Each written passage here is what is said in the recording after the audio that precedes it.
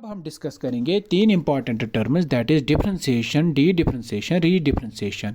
Recently जो 11th का exam हुआ था उस एग्ज़ाम में ये तीन टर्म्स पूछे गए थे। हालांकि जो नीट का एग्ज़ाम होता है या कोई और कॉम्पिटिटिव एग्ज़ाम होता है उस एग्ज़ाम में भी ये तीन टर्म्स पूछे जा सकते हैं, इनके रिलेटेड क्वेश्चंस आ सकते हैं।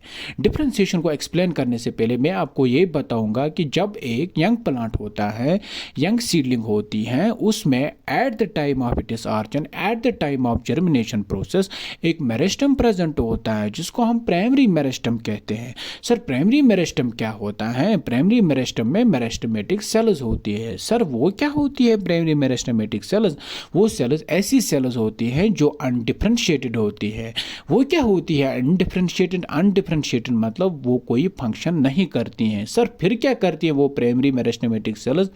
उनके पास एक पावर होता है। कौन सा पावर होता है? उनके पास पावर ऑफ डिवीजन होता है। वो सिर्फ डिवाइड करते रहते हैं और प्लांट को प्राइमरी ग्रोथ में मदद करते हैं। सर प्राइमरी ग्रोथ क्या होती है? प्राइमरी ग्रोथ का मतलब होता है प्लांट को लेंथ इंक्रीज करने में मदद करता है। लेकिन जब एक प्लांट को पर्टिकुलर लेंथ मिलती है फिर प्लांट कहता है उस मेरिस्टमेटिक सेल्स को, अरे यार अब क्या खाली मेरी लेंथ बढ़ानी है, कोई फंक्शन भी तो करो ना।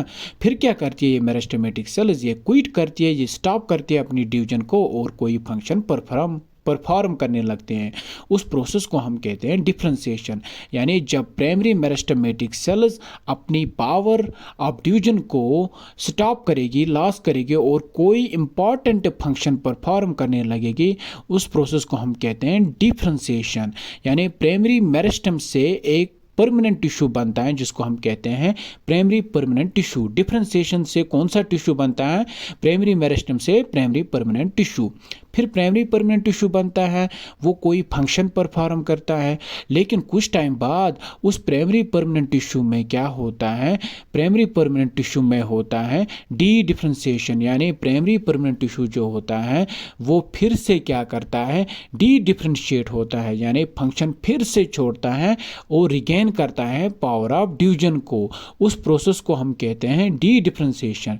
डी डिफरेंशिएशन का मतलब होता है जब प्राइमरी परमानेंट टिश्यू अपने फंक्शंस को छोड़ता है और रिगेन करता है पावर ऑफ डिवीजन को, उसको कहते हैं डी डिफरेंशिएशन।